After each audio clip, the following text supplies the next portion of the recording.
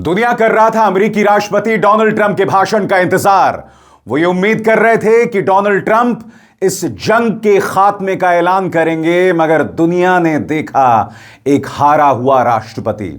दुनिया ने देखा कि हॉर्मूज के मुद्दे पर डोनाल्ड ट्रंप ने अपनी हार स्वीकार कर ली है। यह कहा कि जंग जब खत्म होगी तो स्ट्रेट ऑफ हॉर्मूज खुद ब खुद खुल जाएगा। हालांकि उन्होंने ईरान को धमकी भी दी कि आने वाले हफ्तों में हम इस कदर भीषण हमले करेंगे that we will send Iran back to the stone ages. सरल शब्दों में कहा जाए, हम इतने हमले करेंगे ईरान पर कि वहां पर हालात स्टोन एजेस जैसे हो जाएंगे। जी हां, सबसे बड़ी बात, अमेरिकी इंतजार कर रहे थे कि जमीनी जंग पर कुछ वो कहेंगे, मगर डोनाल्ड ट्रंप जमीनी जंग पर खामोश थे। डोनाल्ड ट्रंप के लहजे में हॉर्मूज पर हार साफ तौर पर दिखाई दे रही थी। उनकी चिंता इस्राएल को लेकर थी, उनकी चिंता अमेरिकी जनता को लेकर बिल्कुल भी नहीं थी, क्योंकि अमेरिकी जनता इस बात का इंतजार कर रही थी कि वो अर्थव्यवस्था पर इस जंग के नुकसान का जिक्र करेंगे। मगर डोनाल्ड ट्रंप इस पूरे भाषण में अपनी पीठ थपथपाते हुए दिखाई दिए, बराक ओबामा को गाली देते हुए दिखाई दिए, मगर जो जरूरी मुद्दे थे उस पर उन्होंने एक शब्द नहीं कहा। इससे पहले कि मैं आपको बताऊं कि हॉर्मूज पर यह किस तरह से उनकी हार है, मैं आपको बतलाना चाहता हूं कि बीती रात ईरान ने इस्राएल पर अब तक का सबसे भीषण हमला किया है। अल जजीरा के मुताबिक करीब 100 मिसाइल अटैक्स। आपके स्क्रीन पर दोस्तों ये देखिए अल जजीरा की breaking news. Breaking, Israel is now under the largest continuous Iranian attack since the strike 3 weeks ago, Israel's channel 14 reported. Israel का जो चैनल 14 है वो इस बात की रिपोर्टिंग कर रहा है कि जब से जंग शुरू हुई है, पिछले 3 हफ्तों में इस्राइल पर यह अब तक का सबसे भीषण हमला है। इंतजार कीजिएगा दोस्तों, IRGC ने दावा किया है कि हमने 37 अमेरिकी सोल्जर्स को मार दिया है। सही सुना आपने। IRGC का यह दावा कितना सही है इसकी भी हम पड़ताल करने की कोशिश करेंगे। मगर सबसे बड़ी बात, जैसे मैंने कहा, ट्रंप भाषण दे रहे थे, मगर उससे पहले इस भाषण का स्वागत ईरान ने इस्राइल पर करीब 100 मिसाइल अटैक से किए। और जैसे मैंने बताया, ट्रंप के इस भाषण में हार थी, बौखलाहट थी, मुद्दों से बचने का प्रयास था, मुद्दों से बचने की कोशिश थी। सबसे पहले मैं चाहूंगा आप सुनिए हॉर्मूज पर वो क्या कह रहे हैं।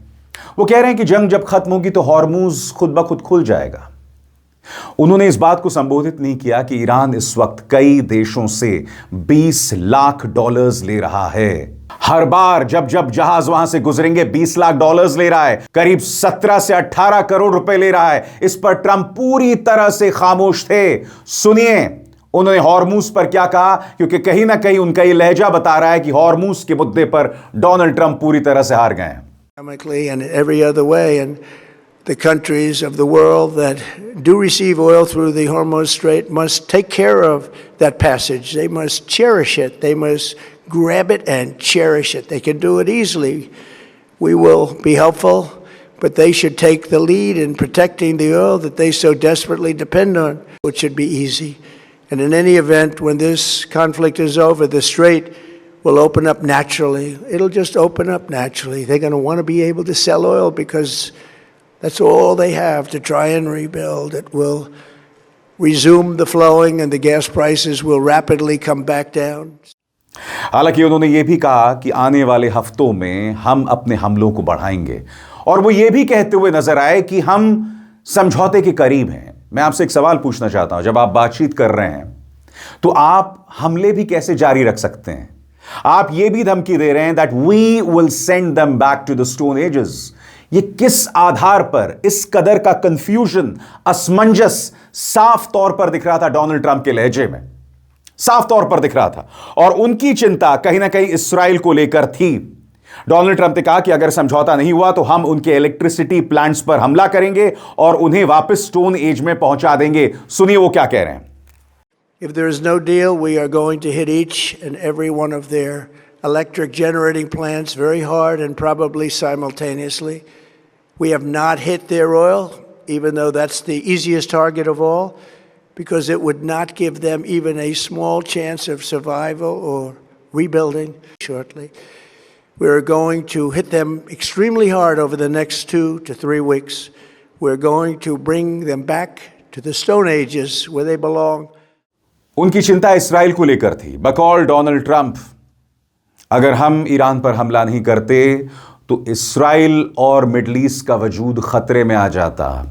यानी कि डोनाल्ड ट्रंप ये कह रहे थे कि ईरान जो है वो न्यूक्लियर अटैक कर देता है इसराइल और मिडल ईस्ट पर। सीधा सा सवाल, खुद अमेरिकी इंटेलिजेंस ने वहां सेनेट को अपनी गवाही में कहा था कि ईरान के पास कोई न्यूक्लियर बॉम्ब नहीं है। तमाम अंतरराष्ट्रीय एजेंसीज जो वहां पर जांच पड़ताल कर रही थी, उन्होंने कहा था ईरान के पास कोई न्यूक्लियर बॉम्ब नहीं है। याद कीजिएगा, जंग शुरू होने से पहले ईरान ने क्या कहा था कि हम अमेरिका के साथ पूरा सहयोग कर रहे हैं, और इस सहयोग के बावजूद आप हमला कर रहे थे। चिंता इसराइल को लेकर है। जाहिर सी बात है, इसराइल जो है उसकी पकड़ डोनाल्ड ट्रंप पर पूरी तरह से है। और डोनाल्ड ट्रंप इस भाषण में लगातार बराक ओबामा को अनाप शनाप कह रहे थे कि बराक ओबामा ने देश को कमजोर बना दिया और मैंने इस देश की अर्थव्यवस्था को मजबूत कर दिया। यह बात अलग है कि अर्थव्यवस्था को लेकर जो लोगों की चिंताएं थीं, उस पर डोनाल्ड ट्रंप पूरी तरह से खामोश थे। बहरहाल, मैंने आपको बताया कि बीती रात किस कदर हमला हुआ। इससे पहले कि मैं आपको बताऊं आईआरजीसी ने क्या दावा किया है, मैं आपको एक वीडियो दिखाना चाहता हूं। यह है एक ब्रितानी तेल बेस पर एरबिल इराक में किस तरह से एक ईरानी मिसाइल आकर गिरती है। यह नजारा बहुत ड्रामेटिक है। मैं चाहूंगा आप इस नजारे को देखें।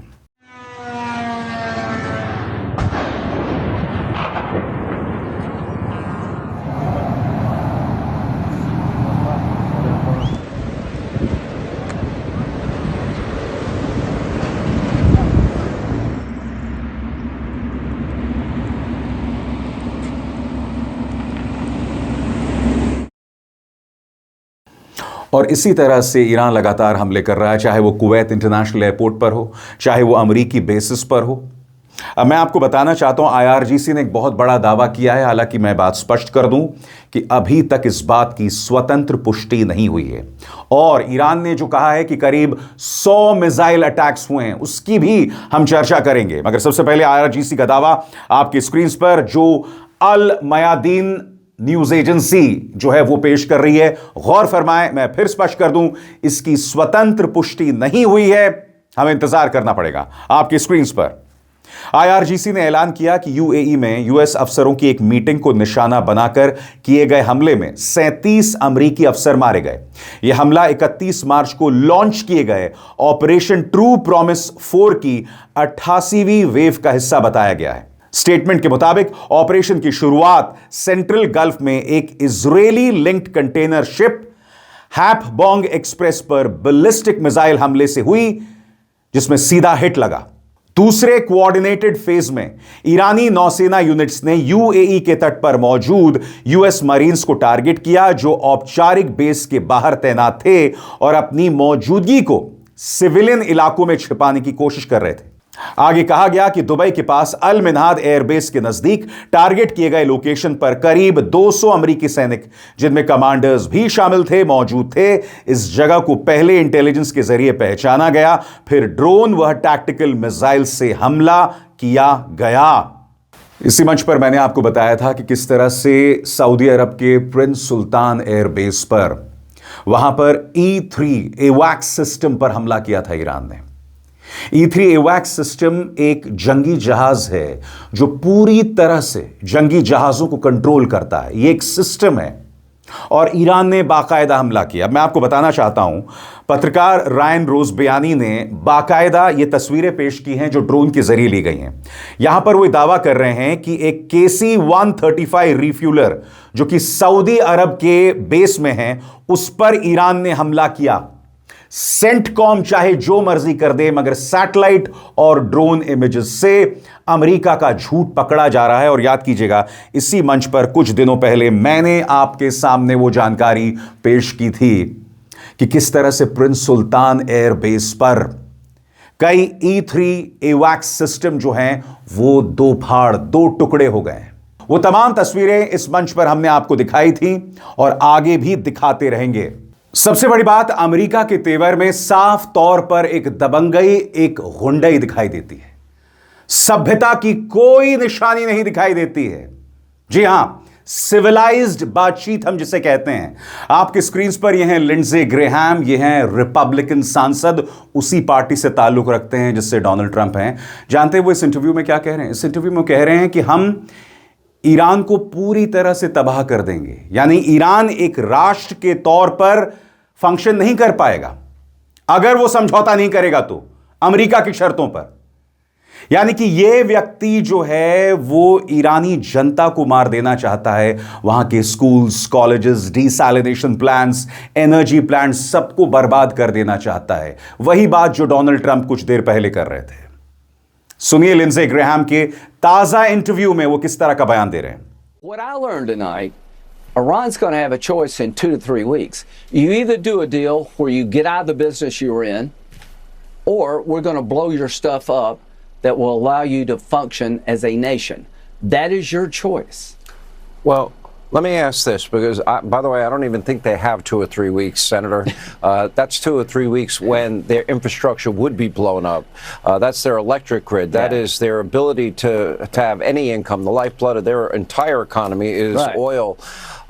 So that would no longer exist. स्वतंत्र और आजाद पत्रकारिता का समर्थन कीजिए, सच में मेरा साथी बनिए। बहुत आसान है दोस्तों, इस ज्वाइन बटन को दबाइए और आपके सामने आएंगे ये 3 विकल्प, इनमें से एक चुनिए और सच के इस सफर में मेरा साथी बनिए।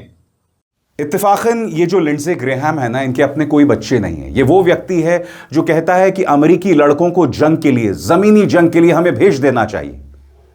अमेरिकी बच्चों को हमें जमीन पर भेजना चाहिए जंग के लिए। इसके खुद के अपने कोई बच्चे नहीं हैं। और तेवर देखिए, मैं फिर आपसे पूछना चाहता हूं, यह जेनोसाइडल सोच नहीं है तो क्या है? यह नरसंहारी सोच नहीं है तो क्या है? एक व्यक्ति जो ईरान को पूरी तरह से तबाह करने की बात कर रहा है, ब्लैकमेल कर रहा है कि अगर तुमने हमारे साथ समझौता नहीं किया तो हम तुम पर ऐसे हमले करेंगे कि बतौर देश तुम फंक्शन नहीं कर पाओगे, काम नहीं कर पाओगे। पूरी दुनिया देख रही है ईरान की सोच और दूसरी तरफ अमेरिका और इस्राइल की सोच। और सबसे बड़ी बात, यही सभ्य समाज, यही वेस्टर्न समाज अक्सर मुस्लिम देशों को जाहिल बताने में कोई कसर नहीं छोड़ता, कोई मौका नहीं छोड़ता। यहां पर साफ तौर पर दिख रहा है 2 स्वार्थी लोग, डोनाल्ड ट्रंप और नेतन्याहू ने इस जंग को शुरू किया बावजूद इसके कि ईरान उनकी तमाम बातों को मान रहा था। और अब लिंडसे ग्रेहाम जैसे सांसदों की घटिया और खतरनाक सोच आपके सामने पूरी हकीकत है।